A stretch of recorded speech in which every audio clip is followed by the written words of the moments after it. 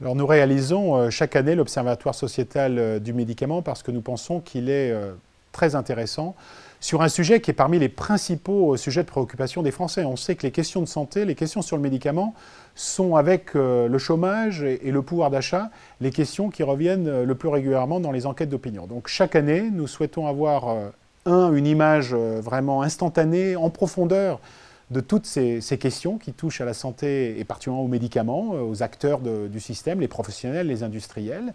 Et puis nous souhaitons aussi, puisque nous répétons maintenant l'observatoire chaque année, c'est la 3e vague de cet observatoire, essayer de mieux comprendre, d'analyser les tendances profondes qui traversent l'opinion publique française sur ces questions qui sont des questions très sociétales. Donc c'est la raison d'être de cet observatoire, qui est, à notre connaissance, l'observatoire de la plus grande ampleur qui est réalisé en France sur tous ces sujets-là. Les résultats nous ont, dans un premier temps, surpris.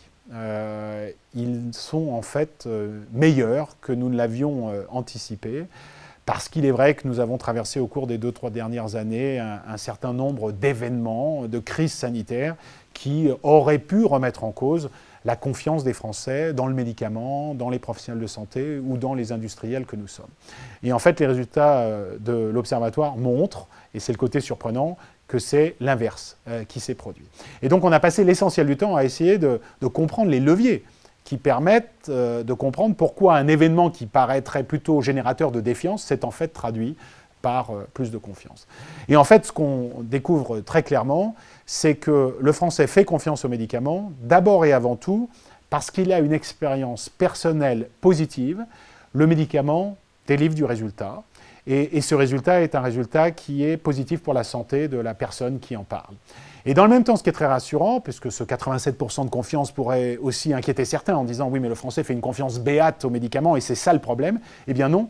Parce que dans le même temps, 90% des Français sont parfaitement conscients que le médicament est aussi un bien qui peut avoir des risques. Et donc, il a une attitude très mature par rapport à ce rapport bénéfice-risque qui est inhérent aux médicaments. Donc, vraiment des résultats très positifs parce qu'il traduit cette compréhension des enjeux par nos concitoyens. Dans le même temps, l'Observatoire montre très clairement la confiance qui est faite aux professionnels de santé. Pourquoi ? Parce que le professionnel de santé est perçu comme compétent et proche, et donc il est générateur de cette confiance.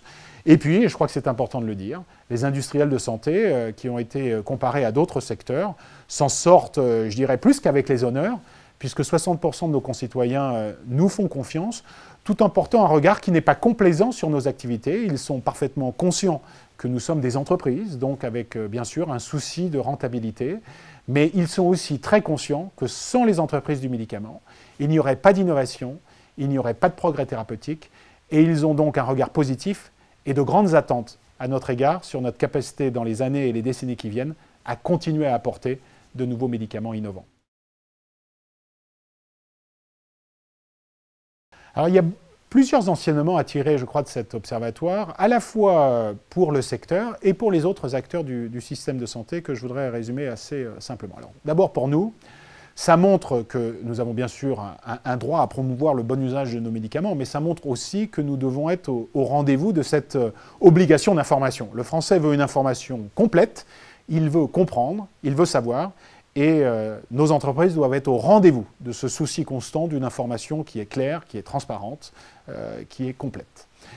Pour un certain nombre de lanceurs d'alerte, qui sont nombreux dans notre pays par les temps qui courent, je pense qu'il est aussi essentiel qu'ils comprennent qu'ils jouent un rôle très utile, parce que nous sommes dans un monde complexe, la science, la médecine sont des disciplines complexes, mais je crois que comme le Français est à l'écoute, ils ont aussi à l'égard du Français la responsabilité de ne pas substituer, après avoir interpellé, ce qui est parfaitement légitime, de ne pas se substituer à tous les experts, aux autorités sanitaires, de manière à ne pas faire primer la polémique par rapport à la qualité du débat avec rigueur scientifique. Donc je crois qu'il y a un message fort là aussi pour les lanceurs d'alerte. Pour les professionnels de santé, je crois que le message est très clair. Ils font vraiment du bon boulot. Ils doivent continuer à éclairer les patients sur le médicament et ils doivent accepter un dialogue qui est de plus en plus équilibré avec un patient qui est lui-même de mieux en mieux informé et qui veut rentrer en dialogue pour comprendre et se forger son intime conviction sur le fait que ce qui lui est prescrit est bon pour sa santé. Et puis enfin, je pense que pour les autorités de santé, pour les autorités sanitaires, il est très important de retrouver une place légitime en termes de prise de parole. Parce que c'est à eux, dans les débats qui parfois sont un peu contradictoires et même polémiques, comme nous l'avons vu ces dernières semaines et ces derniers mois, c'est à eux de donner le là. C'est à eux de tracer le cap. C'est à eux d'éclairer à l'arrivée le citoyen sur les grands enjeux de santé publique. Et je souhaite que nous retrouvions un État, de ce point de vue-là, qui ait toute sa place, toute sa légitimité, toute sa crédibilité pour aider nos citoyens à y voir clair sur les grandes questions de santé.